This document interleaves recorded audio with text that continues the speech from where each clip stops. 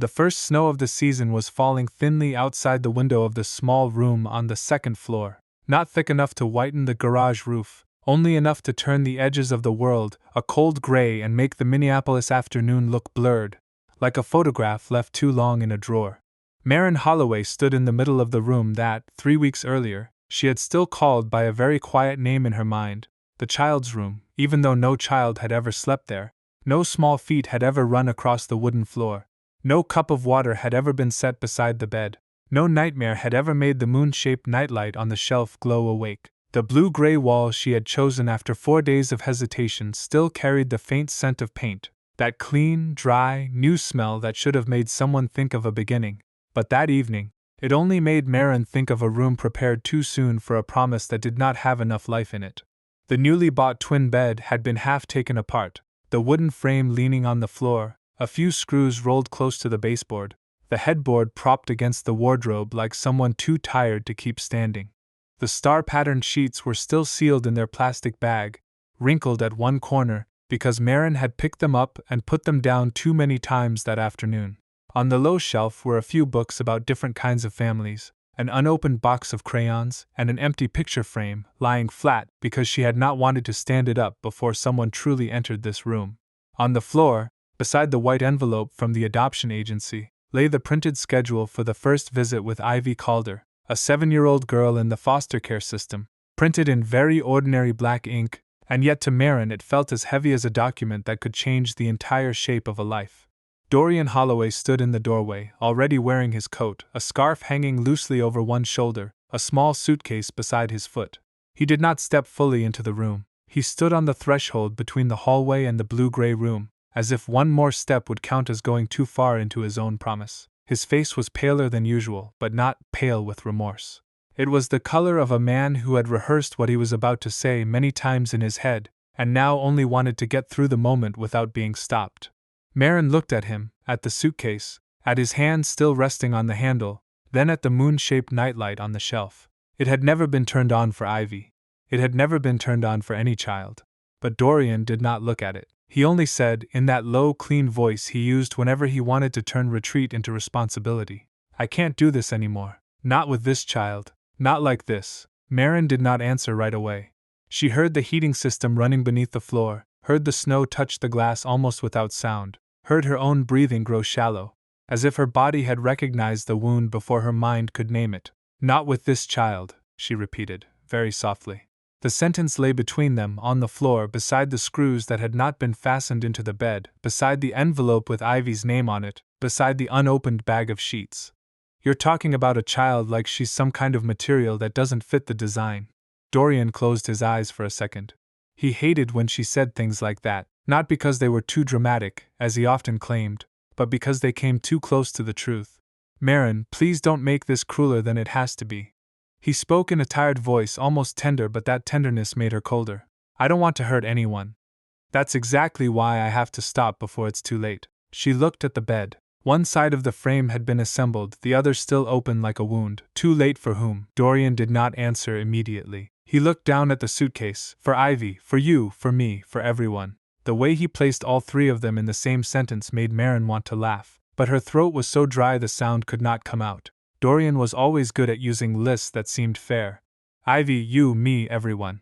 Names placed side by side to disguise the fact that one person was leaving, one person was being left, and a child who had not even stepped into the house yet was being dragged into an adult's reason. "Tomorrow is the visit," Maren said. "I know. No. You don't know. If you knew, you wouldn't be standing in the doorway of her room with a suitcase, and saying you have to stop so no one gets hurt." Dorian lifted his head, his eyes carrying a pain beautiful enough for other people to believe, but Maren had lived with him long enough to recognize that some of Dorian's pain always placed him at the center. "You think I'm not hurting?" he asked. "You think I want to become the person who leaves?" She looked at him for a long time. "I think you want to leave without being called the person who left." His face shifted, very slightly, like a door somewhere downstairs closing inside the house. He pulled the suitcase more upright. "You're doing exactly what I was afraid of. You're turning my real fear into proof that I'm a bad person." "Your real fear had weeks to tell the truth," Maren answered. "It just chose to speak the night before Ivy was supposed to meet us. There had been a time when Maren believed Dorian understood this better than anyone. Not because he was perfect, but because he had once said the right sentence at the right moment, when she needed a sentence to keep living. Years earlier, before the hormone injections, before the bright white hospital room where she lost the child who had never had time to be named, before the medical bills that made their small kitchen smell of cold metal, Maren and Dorian's marriage had held a warmth that was real. They had lived in a smaller rented house near the lake, where in summer they went to the farmer's market on Sunday mornings, bought tomatoes, basil, dark bread, then came home and made soup in a kitchen so narrow that every time they both turned around, their shoulders touched. Dorian smiled more easily then. He often sketched quick drawings of gardens on the backs of receipts, saying that if they had a child one day, he would make a corner in the backyard with a sandbox, a dwarf apple tree, and a small stone path so the child could imagine they were going on an expedition. Back then, Maren still believed her body would follow the story they had assumed was natural. She worked as a speech therapist for children with developmental delays, spending her days sitting on therapy room floors with picture cards, softballs, little mirrors and speech toys, patiently waiting for a single M sound to come from a child's mouth after weeks of silence. She taught children who were not hers to say mother, father, I hurt, I want more, don't go. And every time a child found a first word, Maren felt a room open inside her chest, a room she had always thought would one day hold a voice calling for her. When the months of trying to conceive stretched into years, when negative pregnancy tests appeared with the regularity of a brutal reminder, when doctors began using soft phrases like we still have a few options, egg quality, response rate, Maren kept trying to live by lists. She recorded injection schedules, blood tests, medication times, ultrasound appointments. Dorian came with her to many of the early visits, held her hand in waiting rooms, bought decaf coffee because the doctor had advised limiting caffeine, and told her they would take it one step at a time. But those steps did not lead to a child's room. They led to mornings when Maren sat on the bathroom floor, her back against the tub, a cold white test in her hand, listening to Dorian outside the door saying, "It's okay, we still have each other." The first time she heard it, she cried with gratitude. The 10th time, that sentence became another wound.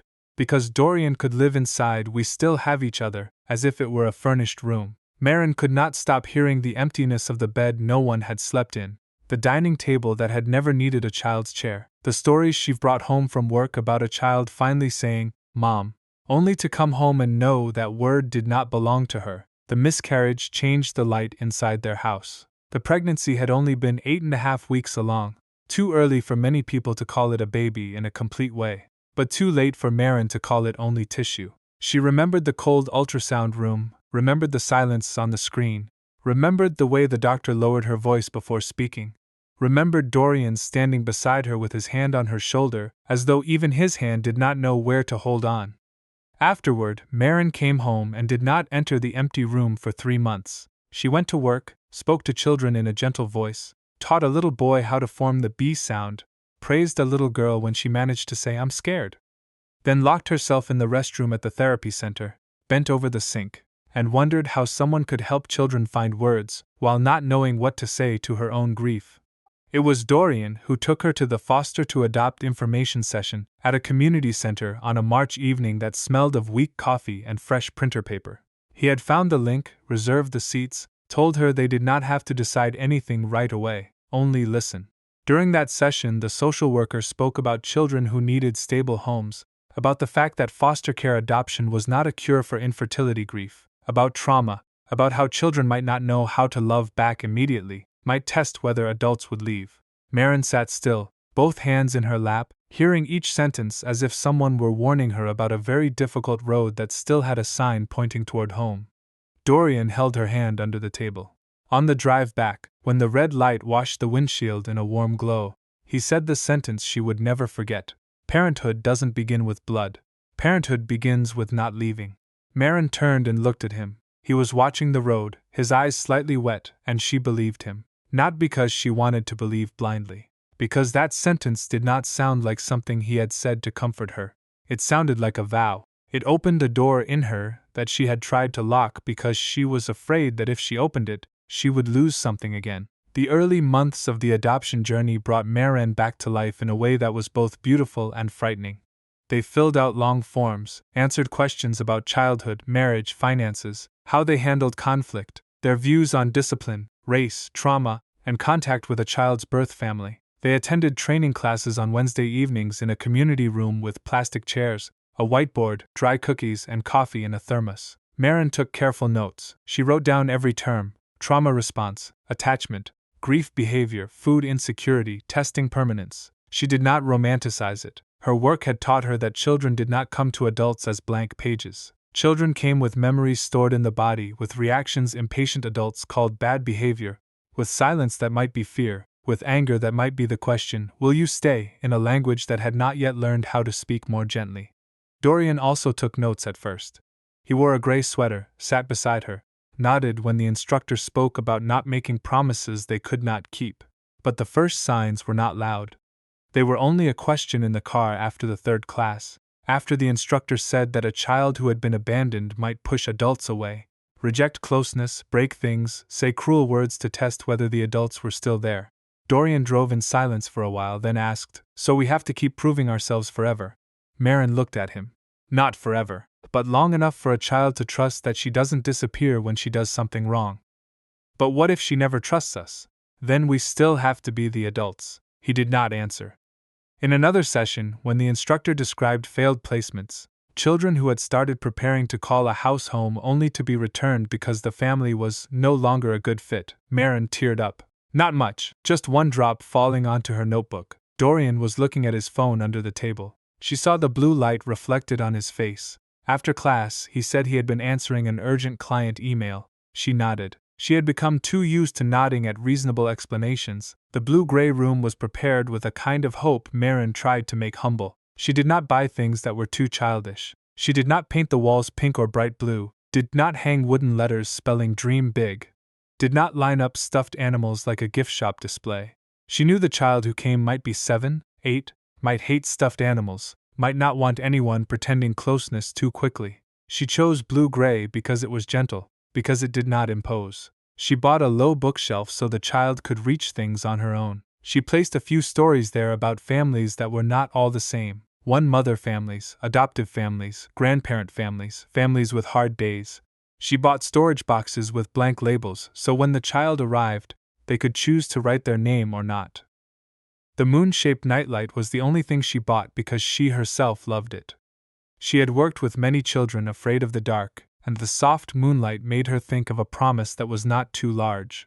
Dorian assembled the bed one Sunday evening but did it hurriedly, tightening screws while listening to a podcast about urban design, occasionally glancing at his phone.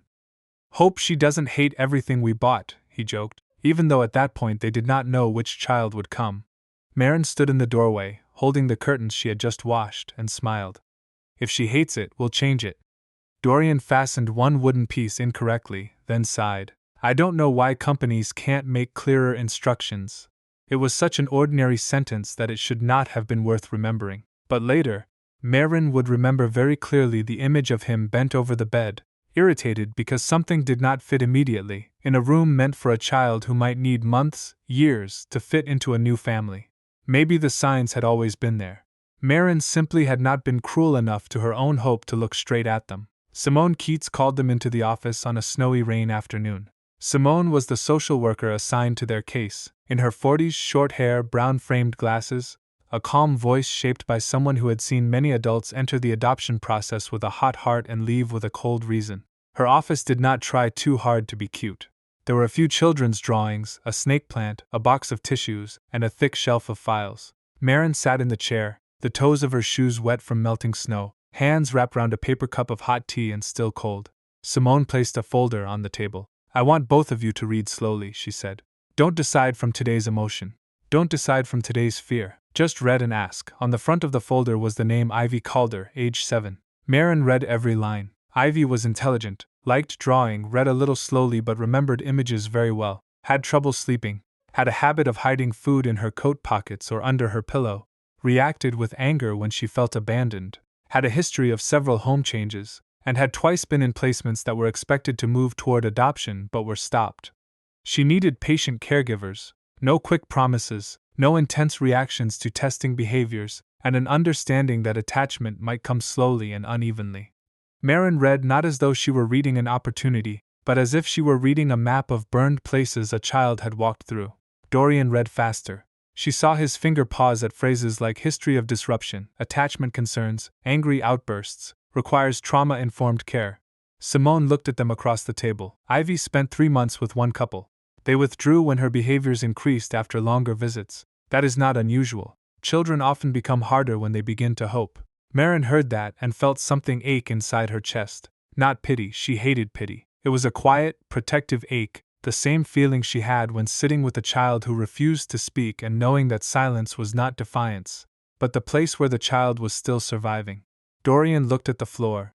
When Simone asked for their first reaction, he said, "I think we need to carefully consider the level of complexity." Simone nodded. "Yes, you do. But I also want to remind you that a file is not the whole child. It is what adults have written down when she was at her hardest." Maren nodded immediately. Dorian did not. He only looked at the folder the way a landscape architect might look at a soil survey and discover the foundation carried too many risks. After Ivy's file, Dorian began calling retreat caution. At first, Maren allowed it. She was afraid too. She was not someone who romanticized adoption through foster care.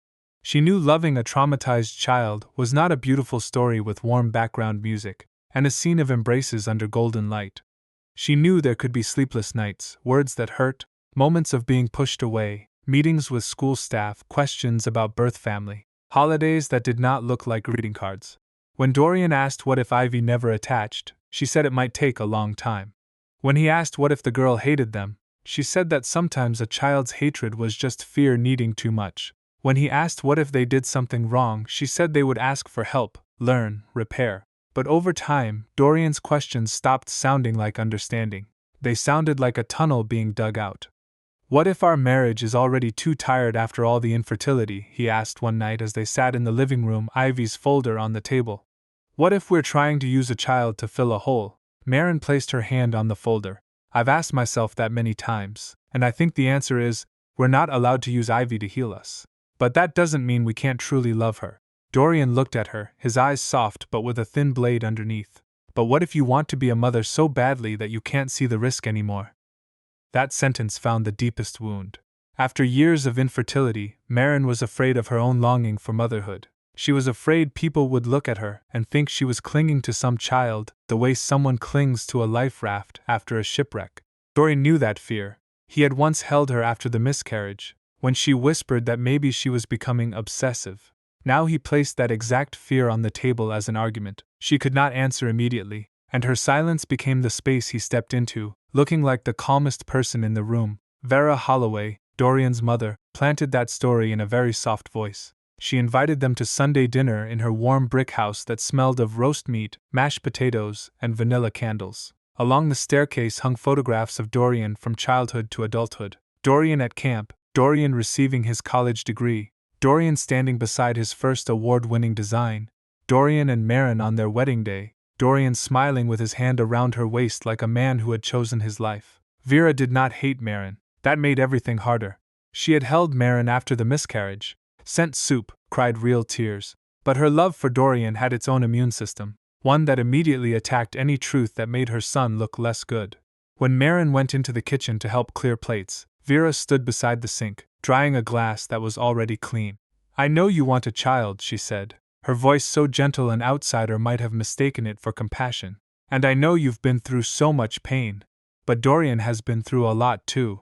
Don't let him do something just because he's afraid of hurting you." Maren held a porcelain plate, her fingertips cold. "Did Dorian say that to you?" Vera did not answer directly. "He's a good man. He'll go very far to avoid disappointing anyone." Maren looked through the kitchen opening toward the living room, where Dorian was sitting with his stepfather, smiling lightly while watching a silent football game. "I'm not forcing him," she said. Vera sighed. "Sometimes people in pain don't know they're pulling others with them." The sentence sounded like care, but it placed an accusation into Maren's hands. On the drive home, when she asked Dorian what he had told his mother, he said his mother was only worried. "She can see I'm tense," he said. "She has a right to worry about her son." "And Ivy?" Maren asked. "Who worries that a grown man might withdraw after letting a child begin to wait?" Dorian tightened his hands on the steering wheel. "You're talking like I've already done something to her." Maren looked at the dirty snow along the road. "Waiting is also something adults do to children. The first visit with Ivy took place in the center's playroom, where there was a blue rug, small plastic chairs, a box of crayons, a few worn stuffed animals, and the faint scent of disinfectant that did not quite cover the smell of paper, fabric, and toys touched by many hands. Maren wore a soft sweater and no perfume, because Simone had said Ivy was sensitive to strong scents. Dorian wore a blue shirt and a sport coat, looking like a likable man trying to do the right thing. Ivy entered with a support worker, smaller than Maren had imagined, wearing a purple hoodie with the sleeves pulled over half her hands, brown hair tied crookedly, dark eyes that did not rest on anyone for long. She did not run toward them, did not smile, did not look around with the polite curiosity adults often expect from children. Ivy stood near the door, looked first at the box of crayons, then the table, then Simone, then at Maren for 1 second. Maren did not stand up to hug her, did not say "you're so cute," did not pretend closeness. She sat down on the floor at a distance and asked, "Ivy, would you like to draw? If you don't want to, I can just sit here." Ivy looked at her as if "I don't want to" was something that rarely had any real effect. After a while, the girl went to the table and picked up a black crayon, then a blue one, then a brown one. Dorian sat in the small chair, his knees looking slightly uncomfortable because it was too low. He tried to ask cheerful questions. "Do you like pizza?" Ivy shrugged. "Do you like dogs or cats?" Ivy pressed a heavy black line onto the paper. "Do you have a favorite team?" Ivy set the crayon down a little too hard. The box of crayons fell from the table, colors rolling across the rug. Dorian flinched at the sound, a very small reflex, but Ivy saw it immediately. The girl stiffened, her eyes shifting from the crayons to his face. Maren bent down to pick them up slowly, without making noise. "It's okay," she said, not looking at Ivy as though she had done something wrong. "A box of crayons falling doesn't make anyone leave the room." Ivy looked at her for one very quick second. So quick that if Maren were not used to observing children, she might have missed it, but she saw a very thin thread thrown out and pulled back at once. Ivy drew a house. The front door was tiny, so tiny that no one inside the house could go in or out if the proportions were real. The windows had no people. On the roof there was a black mark like smoke. Maren did not ask why is the door so small in a way that invaded. She only said, "I see this house has a lot of walls." Ivy replied, still looking at the paper, "Walls are better than doors." Dorian looked at Maren, clearly not knowing what to do with that sentence. Maren did not correct it. "Sometimes," she said, "but if the door is too small, it's hard for the person bringing food to get in." Ivy did not smile, but she picked up the brown crayon and made the door a little bigger. Maren felt something inside her chest open and ache at the same time. On the way home, the two of them had seen two different children. Maren had seen Ivy as guarded, intelligent, testing adult reactions, checking safety through sentences that did not speak directly. Dorian had seen risk. "She's very closed off," he said as the car pulled out of the parking lot. "Hard to read." Maren watched snowflakes melt on the windshield. She had to learn how to be hard to read to survive. "I understand that, but we have to be realistic." Simone said the behavior could escalate. "What if she isn't a good fit?" "What does fit mean?" Dorian glanced at her. "Maren, don't act like I'm insulting a child. I just don't want us to take on a challenge without understanding the consequences." "I understand the consequences. I just don't want to call a child a challenge as if she's a landscape project with faulty drainage." He exhaled. "You're using that voice." "What voice?" "Your therapy voice. The voice you use with parents at work." "I'm your husband, not your client." She went silent. The sentence made her feel ashamed in a way that was familiar. Maren often wondered whether she brought too much of her work into her life, whether she analyzed everything through the lens of wounded children. Dorian knew how to make her doubt the very kindness that made her who she was. "I'm just saying," she answered after a while, "that Ivy isn't a risk. She's a child adults turned into a risk in a file." Dorian said nothing else. But his silence was not thoughtfulness. It was a door closing very slowly. The unsent email was the next crack. After the visit, Simone asked them to confirm whether they wanted to continue with a second visit. Maren and Dorian had talked that night. Dorian sat at the kitchen table, holding a cup of tea, saying he was still worried but agreed to take one more step. Maren did not celebrate too much. She was afraid of making him feel dragged along. She only nodded and thanked him for being honest. Dorian said he would send the confirmation email the next morning because Simone had sent the thread to him. 3 days later, Simone called Maren at work. "I just wanted to check whether you two need more time. I haven't received confirmation yet." Maren was standing in the speech therapy room, holding a picture card of a cat, with a little boy in front of her practicing the K sound. She felt her face grow hot. "I thought Dorian had sent it." That afternoon, when she got home, she opened the shared computer in the office to look for tax documents and saw the email sitting in drafts. The message was almost finished. Hi Simone, Maren and I would like to move forward with a second visit. The cursor sat at the end of the sentence, like a breath being held. When Dorian came home, she turned the screen toward him. Did you forget to send it? He looked, then answered too quickly. I was going to send it, I just wanted to talk more. Why didn't you tell me? Because I knew you'd be disappointed. Maren looked at him, and the cold inside her did not come from anger but from recognition. This was not an email. This was a pattern. Not saying no, not saying yes. Just keeping others waiting in the blur until the waiting itself ruined what needed to be ruined. Ivy doesn't know about this email, she said slowly. But Simone knows, the visit schedule knows. This entire system knows whether adults respond or not. You're beginning to withdraw by not sending one sentence. Dorian frowned. You're exaggerating. No. I've worked with children long enough to know adults usually don't abandon them in one big scene. They do it by replying late, rescheduling, being suddenly busy, needing more time, and then disappearing. He stood up. I am not one of your case studies. No. You're my husband who just kept a child waiting because you didn't want to disappoint me. See, he said, his voice beginning to cool. This is why I don't tell the truth. You turn every doubt I have into proof that I'm terrible. Maren looked at the draft. You left the proof on the computer. I only saw it. Anika Rowe did not give Maren a comforting story. Anika lived in an older neighborhood with a small yard, a hallway full of children's shoes, and a long pencil mark on the living room wall that she had never bothered to paint over. Anika was Maren's close friend, an elementary art teacher who had adopted a boy through foster care 4 years earlier. The boy, Malik, was sleeping on the sofa then, one foot sticking out from under a dinosaur blanket, mouth slightly open, one hand gripping a Lego piece. On the table were a half-finished glass of water, crayons, bills, and a plate of apple slices browning at the edges. The house did not look like a photo, but it breathed.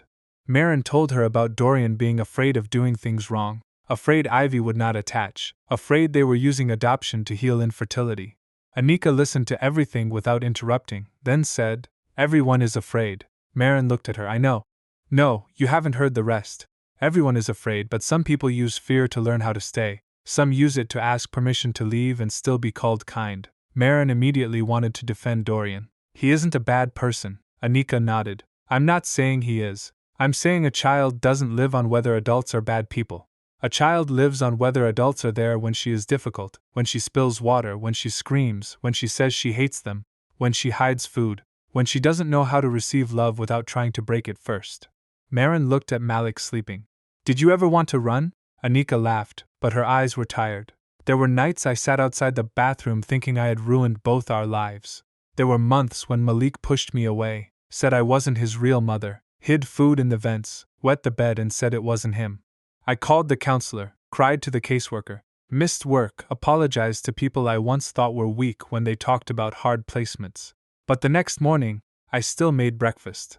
Being enough doesn't mean never wanting to run. Being enough means not letting the child see your back one more time. That sentence stayed with Maren. It did not make her lighter, it made the responsibility heavier but clearer. Dorian missed the trauma training session on Thursday night. That session mattered because it focused on post-abandonment responses and rejection sensitivity. Maren had reminded him twice, not in an accusing voice, only sending the schedule and asking whether he needed her to order something quick to eat so they could make it on time. At 5:40, Dorian texted, I'm stuck in a client meeting. Go ahead, I'll try to come. Maren sat alone among other couples, the empty chair beside her so obvious she could not stop looking at it. The instructor said children who had been returned often reacted strongly to small signs of withdrawal.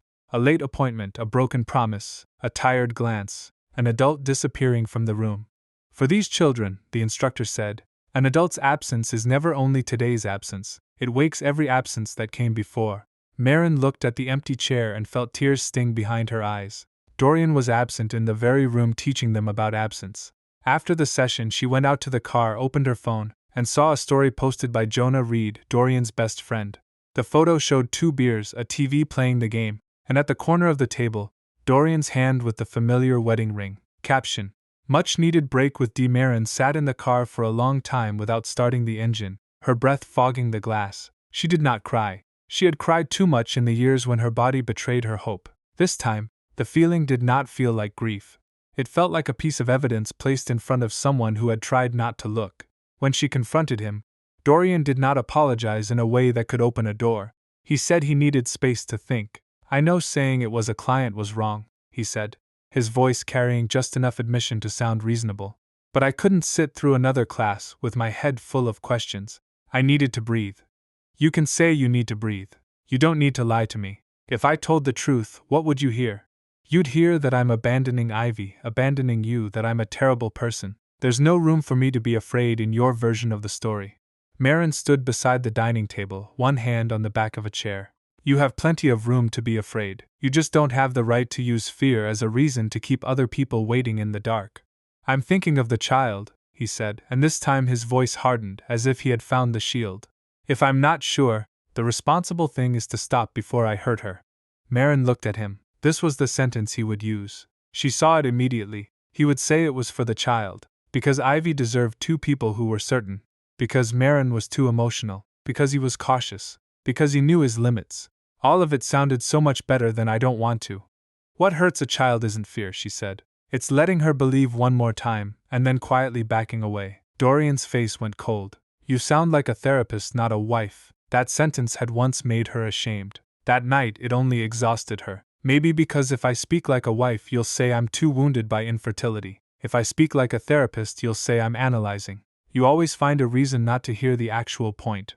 He looked at her for a long time. You want a child so badly that you can't hear anyone else anymore. Maren did not answer. Because that sentence still had the power to make her bleed. Jonah's message came 2 days later, and it was not long. I don't want to get in the middle of this, but I think you should know Dorian has been talking about this for a while. Attached was a screenshot of a text. Maren opened it in the car, outside the center's parking lot after the second visit with Ivy, still holding the drawing the girl had given her. On the screen was a sentence Dorian had sent Jonah weeks earlier. I don't think I can raise someone else's damaged kid, but I don't know how to say that without becoming the villain. Maren read it once, then again. Damaged kid. Not Ivy, not a wounded child, not she's been through a lot, someone else's damaged kid. Maren's throat went so dry she could not swallow. Dorian had not only become afraid recently, he did not only need more information. He was not weighing things because of Ivy. He had thought this before but did not know how to say it and still preserve the image of a kind man. She remembered the sentence he had once spoken in the car. Parenthood begins with not leaving. There are beautiful sentences that later do not simply become false. They become proof of cruelty, because the person who said them knew what was right and still chose the opposite, when the right thing no longer made him look beautiful. For the second visit, Dorian did not come, saying he had a headache. Maren had received his message before entering the center. I don't think me being there today would be helpful when I'm not clear. She stood outside the playroom door and closed her eyes for a second. Simone looked at her but did not ask right away. Ivy came in wearing a dark blue hoodie, holding a folded sheet of paper. Where's the other one? The girl asked, her voice not curious. Maren knelt not too close. Dorian couldn't come today. Ivy looked at her, no surprise, no visible disappointment. Only a cold confirmation in the eyes of a child who had learned adults could vanish in many ways. Did he change his mind? Maren felt that no right answer existed. If she said no, she might promise what she could not control. If she said yes, she might cause unnecessary pain. I don't want to speak for him, she said slowly. I only know I'm here today.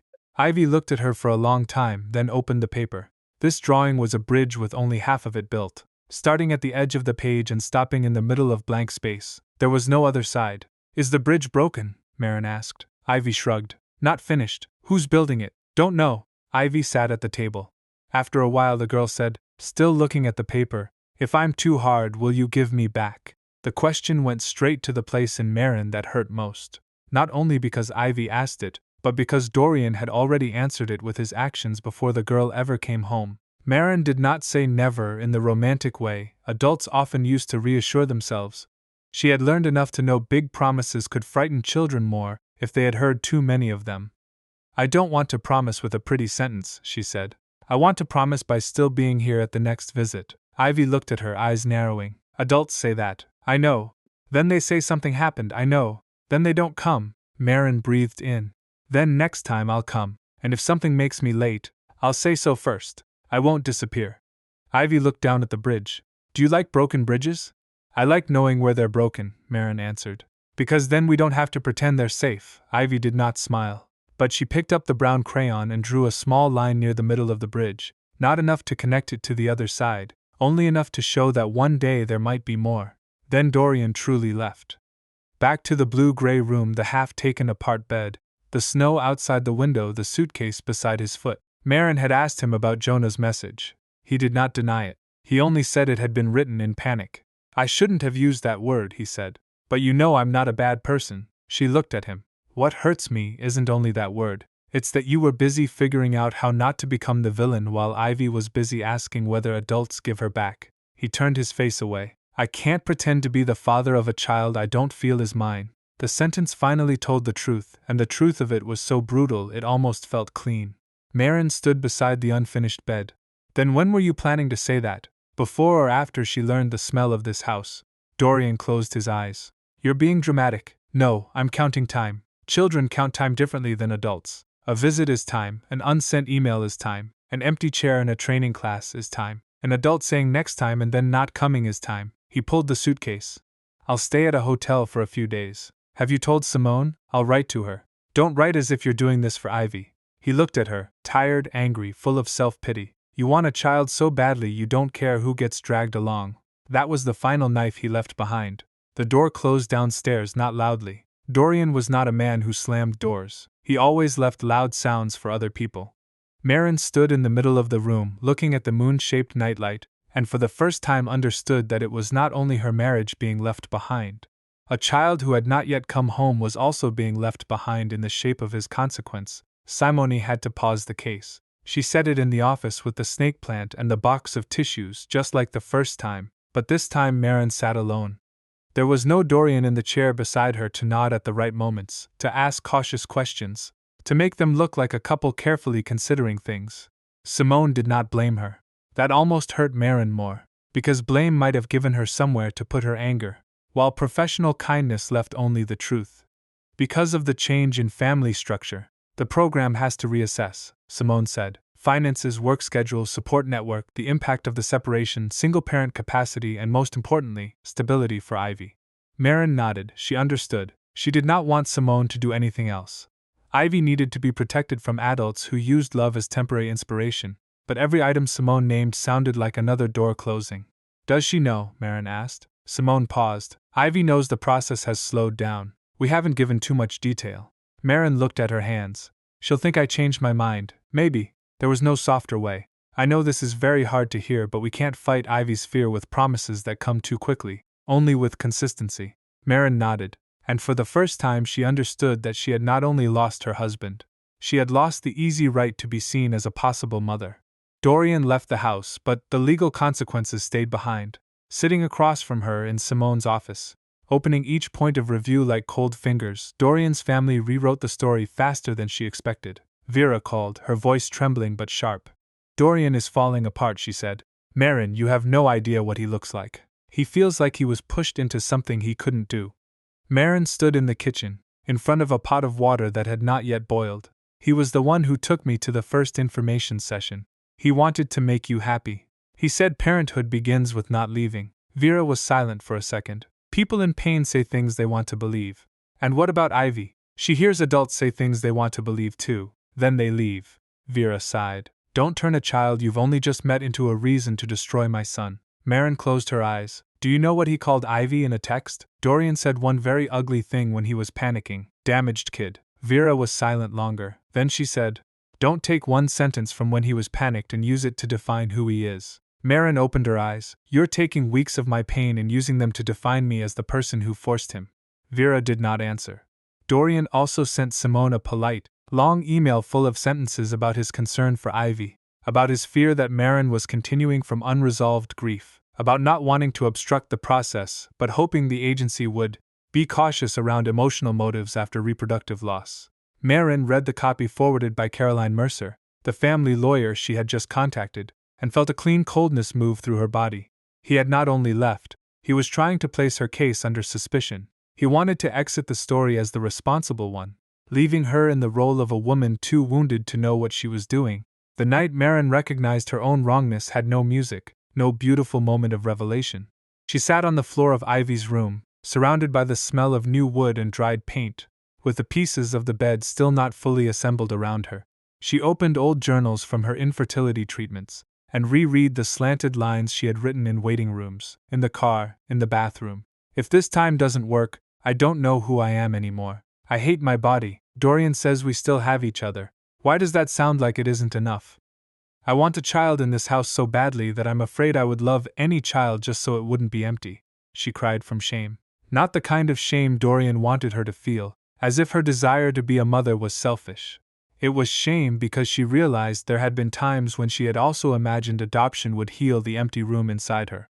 There had been times when she loved the idea of a child sleeping in the blue-gray room before she truly understood what this specific child would need. She did not want to turn herself into a clean hero. She did not want Ivy to become the answer to her pain. But between her and Dorian, there was a difference that could not be softened. Maren could see her own wrongness and slow down. She could learn, ask for support, submit to reassessment, let Ivy be Ivy and not medicine. Dorian had seen the difficulty and called the child damaged. Maren held the journal against her chest and cried until her eyes hurt, then stood up and finished assembling the bed. Not because she was certain Ivy would come, because she did not want this room to forever carry the shape of a man who had left it unfinished. The reassessment meeting took place in a small glass room at the adoption agency. Simone, Caroline, a program representative named Mr. Alvarez, and Maren were there. Dorian unexpectedly came, wearing a dark coat, hair neat, face tired but controlled, the kind of tired that made others see him as suffering rather than careless. I just want to make sure everything is seen in balance, he said. Maren did not look at him right away. She heard the word balance and knew he was using it again like a cloth thrown over an uneven table. Dorian spoke first. He said he was hurting, said the decision to leave had not been easy, said he was worried about Ivy, worried Maren was acting out of unresolved grief, said he did not want to hurt a child by stepping in when he was not certain. He spoke very well, not too long, not too defensive, sad enough, responsible enough, self-questioning enough. If Maren had not seen the drafted email, the bar photo, Jonah's screenshot, she might have wondered again whether he was only afraid. When it was her turn, Maren did not speak through tears. She placed each item on the table. The confirmation email that had remained unsent in drafts, the record that Dorian had missed the trauma training, Jonah's bar photo from the same time Dorian had claimed he was in a client meeting, the text message, I don't think I can raise someone else's damaged kid, but I don't know how to say that without becoming the villain. Dorian's email to Simone questioning her motives, Simone's notes from the visit with Ivy, where Ivy had asked whether Maren would come back next time, and Maren had not overpromised. Dorian looked at Jonah's message and the color drained from his face. That was a private text, he said. Maren nodded. Yes. And it told the truth more clearly than the sentences you sent, Simone. Caroline rested her hand lightly on her pen and did not intervene. Simone looked at the documents, her face unreadable but her eyes sad. Maren continued, her voice low and clear, I'm not saying you're a monster. I don't need you to be a monster for what you did to cause harm. You didn't leave because Ivy was too hard. You left because, for the first time, family stopped being a beautiful story about you. Dorian flushed. That isn't fair. No, Maren said. What isn't fair is letting a child who has already been returned twice begin to meet us, then calling her damaged and telling everyone you're only thinking of her. Mr. Alvarez cleared his throat very softly but did not interrupt. Maren placed her hand on the small empty frame she had brought with her, though she did not quite know why she had put it in her bag before leaving. A person who is truly thinking of a child does not quietly withdraw and then make the person who stays carry both the consequence and the prettier story. The room went still. There was no victory. No one declared Maren right and Dorian wrong. But the air had changed. Dorian's narrative, woven from caution and kindness, had for the first time been placed beside concrete actions with dates, proof, and a child at the center instead of his image. After the meeting, Dorian waited for her in the parking lot. It was cold, old snow crusted dirty at the edge of the road, passing cars making wet sounds on the pavement. He stood beside her car, both hands in his coat pockets, looking smaller than he had in the room. I don't want to come back, he said as if she had asked. I know, but I hope you won't tell this in a way that makes people hate me. Maren looked at him. She saw the man who had once carried her up the steps when she twisted her ankle, who had cried in the delivery room, who had said parenthood begins with not leaving. She also saw the man who called Ivy a damaged kid, skipped training to drink beer, sent an email casting doubt on her motives to keep his own image cleaner. Both were the same person. That was what hurt most. I'm losing this family too, he said. Maren pulled her coat tighter around her neck. You're losing an image. Ivy lost another adult who almost promised. I lost the husband who once said he wouldn't leave. Those are not the same things. He looked at her, lips pressed together. You won't forgive me. Not today, maybe never. She opened the car door. Maybe. But this time I won't turn my lack of forgiveness into a moral problem larger than what you did. He did not try to stop her.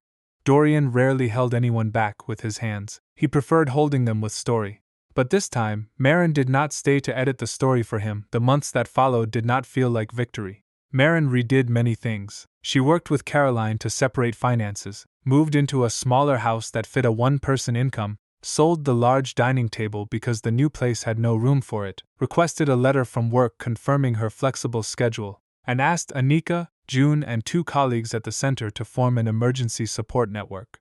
She attended an additional class for single parents adopting through foster care, sitting among women and men who had no one beside them, each carrying a different story of loss. Some days she wanted to quit because it felt as though she was asking the whole world for permission to love a child. Some days she sat in her car after a financial assessment, hands on the steering wheel, thinking that if she were still part of an intact couple, would they be asking this many questions?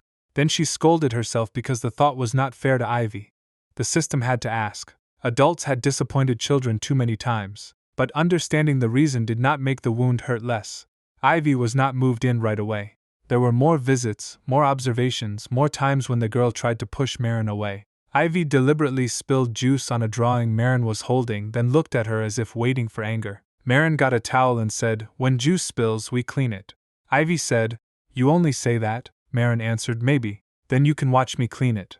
Ivy hid the moon-shaped nightlight in her coat pocket during one home visit and said she did not know where it was. Maren found it but did not call her a liar. "Looks like the moon wanted to go with you," she said. Ivy looked at her as if she hated the answer because it did not give her an easy fight. "You'll take it back?" "No.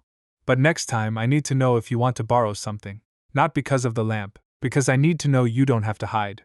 Ivy shoved her hands into her pockets. "If I take things, will you say I'm bad?" "No. What if I do it a lot? I'll ask what you're afraid of losing." Ivy turned away. Maren learned not to turn every behavior into a personal wound. She learned to remain inside what was not beautiful, inside the days Ivy would not look at her, inside the times the girl said, "You'll change your mind too," inside the evenings when Maren came home, sat on the kitchen floor with her back against the cabinet, too tired to cry and still set her alarm for the next visit. Months later, not adoption final, not a fairy tale ending, Ivy was placed in Maren's home for a trial living period. The first day was not beautiful. Ivy entered the small house with a black backpack, hoodie pulled close, her eyes sweeping every corner as if checking escape routes. The blue-gray room had been moved into the new house, smaller and imperfect, one corner of the wall scratched from the bed bumping it during the move. The twin bed was finally assembled. The star sheets had been washed soft. The empty frame was still on the shelf. The moon nightlight sat beside the bed. Ivy did not say whether she liked it. She asked if the door locked. Maren showed her how, then asked if Ivy wanted to try it herself. Ivy tried 3 times. That evening Ivy did not eat much, hid 2 cookies under her pillow, and got angry because Maren had placed the toothbrush on the left side of the sink instead of the right side like in her previous foster home, yelling that Maren did not know anything. Maren stood in the hallway, hands on her hips, so exhausted her eyes stung. She wanted to explain that she could not know if Ivy did not tell her. She wanted to say she had tried. She wanted to call Anika and cry. But she saw that Ivy's anger was not only about the toothbrush. It was about every time adults had put things in the wrong place, changed schedules, changed houses, changed promises, then told children to adapt. Maren said, "You're right, I didn't know. Now I know the toothbrush goes on the right." Ivy closed the door.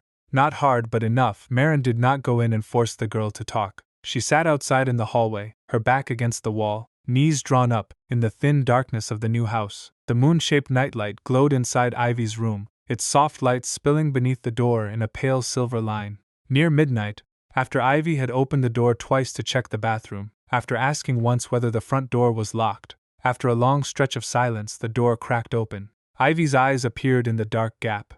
"Are you still there?" Maren turned her head. She did not answer in an emotional voice. She did not make it into a grand moment. She only replied tired, hoarse, real. "I'm still here." The door did not open wider right away. Ivy stood there for a few seconds. "Are you sleeping out there? If you want me to." "I didn't say I wanted you to." Then I'll sit a little longer and go to my room. Silence. What if I call? I'll hear you. What if you're asleep? I'll leave a little bell beside the door. You can ring it. Ivy did not answer. The door closed again. No word, mother. No embrace. No miracle. Only the fake moonlight under the door and an adult sitting on the cold floor, choosing not to turn her exhaustion into a back turned away. The next morning might still be hard. The day after that too.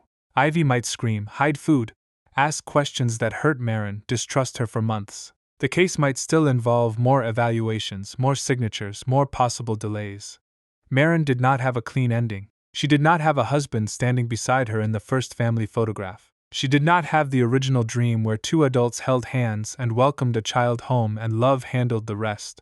Dorian had left in the middle of the journey, leaving behind a bed once taken apart, a promise once beautiful, a child almost turned into an excuse for his cowardice, and a woman forced to learn motherhood under the cold light of assessments, paperwork, fear, and loneliness. But that night, when Ivy asked whether she was still there, Maren understood something not beautiful but steadier than anything Dorian had ever said.